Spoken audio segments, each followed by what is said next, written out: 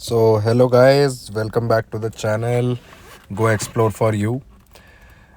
एक और exploring video लेके आए यार आपके लिए। दिस इज़ अभी मैंने रिसेंटली ट्रैवल किया था Delhi to Bombay terminal 1D से। एंड मैं इस टर्मिनल से पहली बार ट्रैवल कर रहा था, तो मैंने सोचा why not cover this journey यार। एंड टर्मिनल 1D जो है, ये मेरे को वहाँ जाके पता चला कि यार ये एक्सक्लूसिवली इंडिगो के लिए बनाया गया ये टर्मिनल। बहुत बड़ा टर्मिनल नहीं है, क्योंकि इस पे से सिर्फ अभी आपकी इंडिगो और मोस्टली इंडिगो और कुछ स्पाइस जेट की फ़्लाइट्स जो हैं वही यहाँ से आपका इंडिया के लिए फ़्लाइट्स चलती हैं। एंड जैसा कि मैं हर बार प्रेफर करता हूँ यार ब्लू स्मार्ट से ट्रैवल करना, कैब ऑन टाइम आ गई थी मेरे पास। एंड एयरपोर्ट तक का कुछ मेरा लगा अराउंड 400 रुपये गुड़गांव से। एंड ड्राइवर साहब बहुत बढ़िया थे। फिर भाई आ गए अपना, क्योंकि मेरे पास कोई चेक इन लगेज नहीं था, तो मैंने एयरपोर्ट के बाहर ही मशीन लगी थी, मैंने अपना बोर्डिंग पास प्रिंट किया। यहाँ पर एक चीज़ वही यार, वो बोर्डिंग पास मेरे को लगा आ क्यों नहीं रहा है, बट मैंने वो नीचे ध्यान ही नहीं दिया। एक्चुअली में बोर्डिंग पास जो है वो थोड़ा और नीचे वहाँ पे प्रिंट होके ऑलरेडी निकला हुआ था यार। फिर मैंने देखा, फिर मैंने फटाफट अपना बोर्डिंग पास कलेक्ट किया और चल दिए यार एयरपोर्ट में एंट्री मारने के लिए। मैंने डिजी यात्रा का अपना ऐप यूज़ करने की कोशिश करी यहाँ पर, बट अनफॉर्चुनेटली पता चला कि भाई टर्मिनल 1D पे अभी तक डिजी यात्रा से एक्सेस नहीं मिलता है। तो आपको अपना वही ट्रेडिशनल बोर्डिंग पास दिखा के या फिर टिकट दिखा के आपके वैलिड आईडी प्रूफ के साथ, गवर्नमेंट आईडी प्रूफ, उससे आपको एंट्री मिलेगी। तो भाई घुसते ही कोई बहुत बड़ा एयरपोर्ट नहीं है, जैसा मैंने आपको बताया था अभी। एंड जैसे ही आप एंटर करेंगे आपको यहाँ पे इंडिगो के बहुत सारे चेक इन काउंटर्स दिख जाएंगे। और भाई सिक्योरिटी के लिए इस सेक्शन में मेरे को दूसरा तो कोई दिखा नहीं सिक्योरिटी वाला रास्ता, दो ही सेक्शंस थे। और भाई भीड़ ठीक ठाक थी यहाँ पर, मुझे लगा भाई इसी को ही क्लियर करने में आधा घंटा लग जाएगा, बट मैंने 15 मिनट के अंदर अंदर इस स्पेस को क्लियर आउट कर लिया था। फिर भाई चले, क्योंकि मैं पहली बार इस टर्मिनल पे आया था तो आई वॉज एक्साइटेड कि भाई देखे अंदर इस टर्मिनल में है क्या क्या। पहला तो जब एंट्री करो तो ऐसा लगता है कि यार काफ़ी सारी चीज़ें यहाँ पे होंगी, मतलब बाहर से इतना बड़ा नहीं लग रहा था, बट अंदर जाके यार अच्छा खासा स्पेस मुझे दिखा। बट अगर आगे जैसे आप वीडियो में देखोगे आपको जाके वहाँ आइडिया लगेगा कि क्यों मैं ये बात कह रहा था कि बहुत बड़ा एयरपोर्ट नहीं है ये। और फिर भाई चलना स्टार्ट किया। एंड ये जो लोअर वाला फ्लोर है जहाँ पर मैं चल रहा हूँ, विच इज़ ग्राउंड फ्लोर, यहाँ पर मोस्टली इन्होंने थोड़े आर्टिफैक्ट्स, पिक्चर्स और इंडियन कल्चर से रिलेटेड चीज़ें, ये सब चीज़ें यहाँ पर दिखाई हुई हैं। और फिर आगे जाके आपको दिखेगा फर्स्ट फ्लोर जो है, फर्स्ट फ्लोर पे कुछ खाने के आउटलेट्स हैं। केएफसी दिखा मुझे, सबवे दिखा, मैकडोनल्ड्स दिखा। एंड जो ग्राउंड फ्लोर है, ग्राउंड फ्लोर पे मोस्टली शॉप्स बनी हुई है, जैसे स्केचर्स हो गया आपका, बैग्स जो होते हैं हैंड बैग्स, उनके स्टोर्स थे, क्लोथिंग के स्टोर्स थे। तो ये वाले सेक्शन में तो ज़्यादा फीलिंग ऐसी आती है कि जैसे कोई शॉपिंग मॉल है। तो आप देख सकते हो जैसे हाइट डिज़ाइन और इन सब के स्टोर्स यहाँ पर खुले हुए हैं। मेडिकल स्टोर भी है भाई यहाँ पर, एक कॉर्नर में बना हुआ है, तो इन केस अगर आप कभी ट्रैवल कर रहे हो और आपको कुछ फ़्लाइट में बैठने से पहले कोई मेडिसिन या कुछ चाहिए या आप कुछ भूल गए हो, तो आप यहाँ पे जो मेडिकल स्टोर है यहाँ से भी आप मेडिसिन्स या जो भी आपको फार्मेसी रिलेटेड प्रोडक्ट हैं वो आप ले सकते हो। फिर भाई चलना चालू किया हमने अपने गेट की तरफ। मेरा था गेट नंबर 8। और क्योंकि मेरी बोर्डिंग में अभी भी ऑलमोस्ट लाइक 1 घंटा था, तो मैंने सोचा भी चलो यार थोड़ा चल के एक्सप्लोर ही कर लेते हैं कि इस एयरपोर्ट का देखते हैं कहाँ तक क्या क्या बना हुआ है। तो मैंने जब चलना स्टार्ट किया तो फॉर्चुनेटली मेरा जो गेट था वो पहले ही पड़ रहा था, जैसा आप देखोगे गेट्स आगे 23 तक बने हुए हैं। और ये वॉकिंग, ये एस्केलेटर्स बोलते हैं या पता नहीं इन्हें क्या बोलते हैं, ये भी लगाए हुए हैं यार। और चलना स्टार्ट किया तो अब आप देखोगे कि जैसे ही आप वो मेन एरिया जहाँ पे वो शॉप्स वगैरह हैं, उससे ये बिल्कुल सीधा एक पैसेज बना हुआ है और दोनों साइड गेट्स हैं। यहाँ पर मतलब आपको अपने गेट तक पहुँचने के लिए, अगर आपका लास्ट गेट भी पड़े, जो कि मेरे को देख के लग रहा था कि लास्ट गेट्स नॉर्मली यूज़ ही नहीं होते हैं, एंड तो आपको ज़्यादा से ज़्यादा 10 मिनट का टाइम भी लगेगा नहीं मेरे ख्याल से। फिर भाई थोड़ा पहुँचे, हमने कहा थोड़ा प्लेन स्पॉटिंग कर लेते हैं यार। तो एक स्पाइस जेट का प्लेन खड़ा हुआ दिखा, एक इंडिगो का प्लेन था, वो शायद आपका कहीं, मेरे को लोकेशन याद नहीं आ रही यार, उसकी बोर्डिंग ऑलरेडी चल रही थी। और ये था वो रैंप यार जो दिल्ली एयरपोर्ट का नया बना था, जिससे यहाँ से क्रॉस करके वो T3 वाले सेक्शंस में प्लेन्स जा सकते हैं। धूप बहुत बढ़िया निकली हुई थी यार। एक और इंडिगो के प्लेन की बोर्डिंग चल रही थी। हमारा जो गेट था उस पर अभी तक कोई फ़्लाइट आई नहीं थी।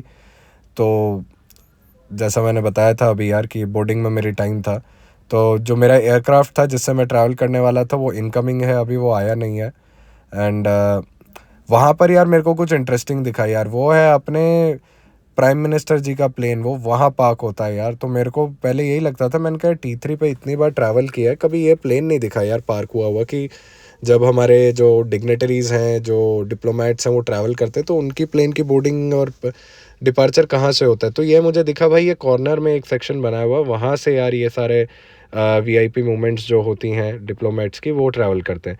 फिर भाई ये एक इंटरेस्टिंग सा कोई प्लेन दिखा मेरे को, पता नहीं, जहाँ से मैं खड़ा था यहाँ से इसका पूरा नाम नहीं दिख रहा था यार, हालांकि इंजन्स वगैरह को पैक करके रखा हुआ था। एंड फिर मुझे दिखा कोरेंडोन एयरलाइंस का भाई बोइंग 737 मैक्स 8। तो कोरेंडोन एयरलाइंस बेसिकली भाई ये टर्की की एयरलाइंस है, एक लो कॉस्ट कैरियर है। और रिसेंटली आप लोगों ने सुना होगा कि ये प्लेन्स वेट लीज पे इंडिगो ने लिए हैं इंडिया में ऑपरेशंस के लिए, जब तक उनके पास थोड़ी और फ्लाइट्स की शॉर्टेज है। और भाई वो था अपना प्लेन जो आप लैंड होते हुए देख रहे हो, अपना प्लेन अब आया था। ये चीज़ मुझे बाद में पता चली कि ये वाला प्लेन मेरा था जिससे मैं ट्रैवल करने वाला था। और ये भाई एक एयरबस A321 डिपार्चर के लिए रेडी थी इंडिगो की। डेस्टिनेशन में नहीं देख पाया यार ये कौन सी डेस्टिनेशन पे जा रही थी, बट जिस हिसाब से सर्दी के मौसम में ब्राइट धूप निकली हुई थी यार, लुक ही अलग आ रहा था यार ये एयरबस A321 का। टोइंग के लिए रेडी भाई। अब टो ट्रक हट गया था और स्टाफ ने जो कनेक्टिंग रॉड थी वो भी हटा दी। अब फ्लाइट डिपार्चर के लिए बिल्कुल रेडी थी भाई। फिर भाई थोड़ा सा और हमने आगे चल के और देखा कौन कौन से प्लेन्स खड़े हुए हैं भाई। मोस्टली जैसा बताया था इंडिगो के ही प्लेन्स थे। फिर अपनी बोर्डिंग चालू हो गई यार। एंड बोर्डिंग सीक्वेंस वाइज होती है, क्योंकि इस फ्लाइट में आपका मेरे ख्याल से इंडिगो स्ट्रेच भी था, जो कि business sort of class Indigo ने रिसेंटली इंट्रोड्यूस किया। तो पहले जो लोग प्रायोरिटी और इंडिगो स्ट्रेच वाले थे उनकी बोर्डिंग हुई, फिर उसके बाद भाई हमारी बोर्डिंग होनी स्टार्ट हुई। तो ये था भाई रैंप पे चलना स्टार्ट किया। और काफ़ी सारे फ़्लाइट्स की एक साथ भाई बोर्डिंग चल रही थी। एंड काफ़ी मतलब वेदर बहुत बढ़िया था यार उस दिन, मतलब ना ठंड भी नहीं लग रही थी, और ठंड मेरे ख्याल से उस दिन ज़्यादा थी भी नहीं। आप मेरे सामने जो बंदा चल रहा है उसको देख सकते हो यार, बंदा आराम से T-शर्ट वी-शर्ट में आराम से चल रहा है यार। एंड फिर आ गए भाई अपन फ्लाइट में। अपनी थोड़ी बैक साइड वाली सीट थी, अभी तक बोर्डिंग चल रही थी क्योंकि। एंड आके बैठ गए थे भाई। इंडिगो की फ़्लाइट सीट ओके ओके थी भाई, ज़्यादा कंफर्टेबल तो मुझे नहीं लगी। मेरी हाइट 5'10" के आसपास है, तो ठीक है भाई। लेग स्पेस भी ओके ओके था, नथिंग ग्रेट। अगर आप लोगों को लेग स्पेस इकोनॉमी में कम लगता है तो भाई आप दूसरी फ़्लाइट्स जो है उसमें प्रीमियम इकोनॉमी या स्ट्रेच वाली सीट सेलेक्ट कर सकते हो। फिर भाई क्योंकि मैं विंडो सीट पे नहीं था तो भाई मैं रास्ते में ज़्यादा कुछ कैप्चर नहीं कर पाया, हालांकि व्यूज़ बहुत अच्छे आए थे बीच में। बट मेरे बगल में जो मैम बैठी थी उन्होंने तो भाई पूरे रास्ते रगड़ दिया था बिल्कुल अपने फ़ोन को। वो हर 5 मिनट में भाई फ़ोटो वीडियो। खैर छोड़िए, हम आ गए थे भाई फिर मुंबई के टर्मिनल 2 पे। और यहाँ पहुँच के, क्योंकि भाई मेरे पास कोई लगेज वगैरह था नहीं, मैंने चेक इन किया था जो, तो अपना तो एक यार कैरी बैग था अपने पास, उसे लेके चल दिए भाई अपन बाहर। तो मैं बेसिकली मुंबई गाइस अपने एक पर्सनल रियूनियन के लिए आया था अपने कॉलेज के, और मेरा फ्रेंड बाहर वेट कर रहा था, वो ऑलरेडी जयपुर से मेरे से पहले पहुंच गया था। एंड चलना स्टार्ट किया। फिर भाई यहाँ कुछ इंटरेस्टिंग दिखा। यहाँ पर यार एक कोई कंपनी है, पॉ परफेक्ट्स या कुछ पॉ कंपेनियंस, अभी इनकी T-शर्ट के पीछे आपको नाम दिखेगा। तो भाई ये डॉग्स को यहाँ लेके आए हुए थे just to greet the passengers. ये था भाई परफेक्ट पॉल्स करके ये लोग हैं। एग्जैक्टली ये क्यों आए हुए थे ये मुझे नहीं पता। फिर भाई मैंने चेक इन किया अपने होटल में, जो कि था नोवोटेल इंटरनेशनल एयरपोर्ट के जस्ट 10 मिनट दूर। और फिर भाई हम ऊपर आके एक्सप्लोर करने आए आपका रूफटॉप बार। और बहुत ही बढ़िया था भाई। शाम होने लगी थी, ऊपर से ये व्यू दिखता है नोवोटेल में। और भाई ये 12th फ्लोर पे था। 12th फ्लोर पे इन्होंने पूल भी बनाया था, क्योंकि हम लोगों को आगे अपनी रियूनियन के लिए जाना था, तो भाई नो पूल्स दैट टाइम। फिर हमें भूख लग रही थी भाई, तो होटल के बगल में ही एक हमें ये एक आउटलेट दिखा। आई थिंक इसका नाम चेम्बर्स या कुछ ऐसे करके था भाई। आपको सारा जो मेन्यू है बियर वगैरह, ड्रिंक्स ये सब बाहर लगा हुआ दिख जाता है, और क्या क्या डील्स हैं वो भी आपको दिख जाती हैं यहाँ पर। फिर भाई ये चले अंदर तो आइकॉनिक मुंबई का ऑटो, ये भाई इन्होंने आधा काट के लगाया हुआ था, बार काफ़ी भरा नहीं हुआ था अभी तक। और हम लोगों ने जाके भाई कॉर्नर सीट पकड़ी और वहाँ पे बैठ गए जब तक हमें निकलना था, क्योंकि हम अपने एक और फ्रेंड को एक्सपेक्ट कर रहे थे जो कि लंदन से आ रहा है। एंड क्योंकि वो आ चुका था मुंबई, तो हम उसके वेट कर रहे थे कि वो होटल में चेक इन करके फटाफट हम लोगों के पास आए। फिर भाई आ गए थे अपनी रियूनियन ख़त्म करके, वापस दिल्ली जाने का टाइम हो गया था नेक्स्ट डे। तो मेरी फ़्लाइट थी एयर इंडिया इस बार, और फ़्लाइट का टाइम था भाई 3:45, जो कि इनकमिंग एयरक्राफ्ट ही लेट आया। और ये मुझे रियलाइज़ हुआ कि बॉम्बे में भाई क्योंकि एक सिंगल रनवे और प्लेन्स बहुत ज़्यादा आते हैं, यहाँ का ट्रैफिक बहुत ज़्यादा है फ़्लाइट का, तो भाई आपके फ़्लाइट्स नॉर्मली आधे से 1 घंटा डिलेड चलती ही हैं। मैंने ये चीज़ देख ली भाई। और क्योंकि हमारा एयरक्राफ्ट ही लेट आया तो ऑब्वियसली भाई 3:45 पे तो क्या ही जा पाते, 3:50 के आसपास तो फ़्लाइट ही पहुंची हमारी। फिर हमने भाई बोर्डिंग जैसा भी था, चलो 1 घंटे बाद बोर्डिंग करनी चालू करी। फ़्लाइट पूरी फुल थी भाई। ये आपकी air India A3 Airbus A320 था, छोटे वाला प्लेन। एंड ये था वैसे पहले विस्टारा का, बट इट इज़ नाउ क्योंकि मर्ज हो चुकी हैं एंटिटीज़ एयर इंडिया और विस्टारा, तो उस पर एक उन्होंने बस विस्टारा का वो ब्रांडिंग नहीं हटाई, बस एक साइड में एक प्रिंट कर दिया ऑपरेटेड बाय एयर इंडिया। और अंदर जाके भाई मेरे को दिखा कि भाई कोई ऐसी ब्रांडिंग चेंज नहीं करी है। और फिर भाई जब बोर्डिंग के लिए मैं इस पे ब्रिज पे था, तो भाई हमारे जो कैप्टन साहब थे, आई थिंक ये फर्स्ट ऑफिसर है, तो ये भाई प्लेन का प्री डिपार्चर इंस्पेक्शन कर रहे थे। अभी ये इंजन को चेक कर रहे हैं भाई, पूरे प्लेन को थरली चेक किया इन्होंने बिफोर द डिपार्चर। तो भाई अगेन आ गए इकोनॉमी क्लास में, कोई स्क्रीन नहीं। और इसकी सीट मुझे थोड़ी कंफर्टेबल लगी यार, हालांकि इसमें लेग स्पेस मेरे को थोड़ा क्रैम्ड अप ज़्यादा लगा इंडिगो से, बट इसकी सीट थोड़ी कुशन ज़्यादा थी यार, क्योंकि ये विस्टारा का प्लेन पहले से था एंड अब एयर इंडिया का हो गया था, तो भाई मे बी इसलिए वो कंफर्ट फैक्टर विस्टारा में लोगों को ज़्यादा दिखता था। फिर भाई हम फटाफट चलने लगे, प्लेन को और देरी लगी भाई, हमारा पुशबैक ही नहीं हुआ एटलीस्ट 15 मिनट तक। और कैप्टन ने बताया कि वो इसलिए कि भाई हैवी ट्रैफिक है अभी फ़्लाइट्स का, तो इसलिए आपको 15 मिनट बाद पुशबैक की क्लियरेंस दी जाएगी।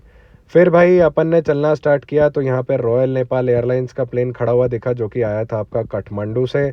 फिर भाई एयर इंडिया एक्सप्रेस का बोइंग 737 मैक्स डैश 8, और फिर भाई ये ओमान एयर का अगेन बोइंग 737, ये मैक्स नहीं है, ये पुराने वाला 737 है। ये भी डिपार्चर के लिए रेडी था, जस्ट दैट हमारी फ़्लाइट को क्लियर होने का वेट कर रहा था कि जैसे ही हमारी फ़्लाइट क्लियर हो जाती इसका भी पुशबैक स्टार्ट हो जाता। हालांकि हम रनवे के पास जल्दी ही पहुंच गए थे, बट जैसे जैसे रनवे के पास पहुंचे भाई जाके पता चला कि भाई हम ऑलरेडी 5वें नंबर पे हैं टेक ऑफ के लिए। तो भाई वहाँ जाके फर्दर डिले, फिर जाके भाई हम लोग खड़े हो गए एटलीस्ट 10-12 मिनट के लिए।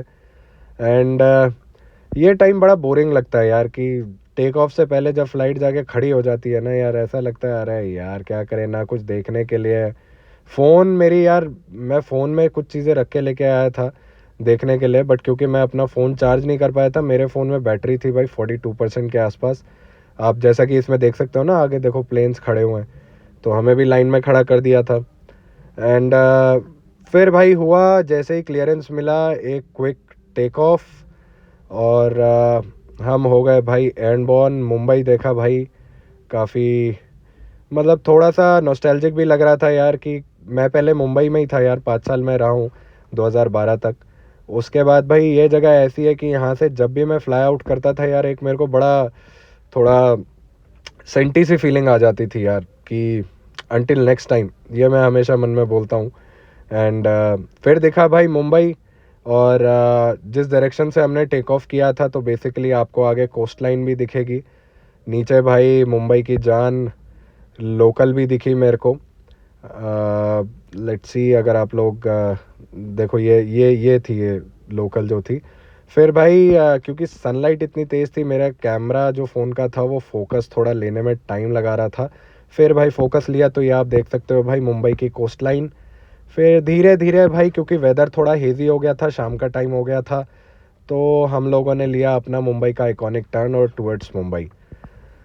अब भाई हम अप्रोच करने लगे थे। अराउंड फ़्लाइट को हो गया था उड़ते हुए 1 घंटा 20 मिनट, और अराउंड 25 मिनट्स का फ़्लाइट टाइम और बचा था, क्योंकि भाई दिल्ली में ठंडक खूब थी। एंड तो थोड़ा सा आप ये देख सकते हो, एक फॉगी जैसा लेयर इसके दिल्ली के ऊपर बैठने लग गया था। ये आई थिंक हम लोग नोएडा की साइड से टर्न लेके आए, और फिर भाई अपना शिव मूर्ति जो है हाईवे की तरफ, उसके ऊपर से आए। एंड क्योंकि फ़्लाइट फुल थी, तो जो भी मैक्सिमम स्पीड अलाउड होती है लैंडिंग के लिए, उस पे कैप्टन ने लैंडिंग करी। एंड लैंडिंग भाई थोड़ी हार्ड लगी। आप अभी वीडियो में देखोगे कि वो झटका लगता है एकदम से दम से आके, ये देखो। और भाई इनको क्योंकि तुरंत एग्जिट लेना था टैक्सी वे पे, जहाँ से हमारा जो पार्किंग बे था पास पड़ता, तो भाई full power thrust, reverse thrust लगा दिया था कैप्टन ने, और मैनुअल ब्रेकिंग भी फुल लगाई उन्होंने। वो फील हो रहा था प्लेन में ब्रेक्स लगते हुए।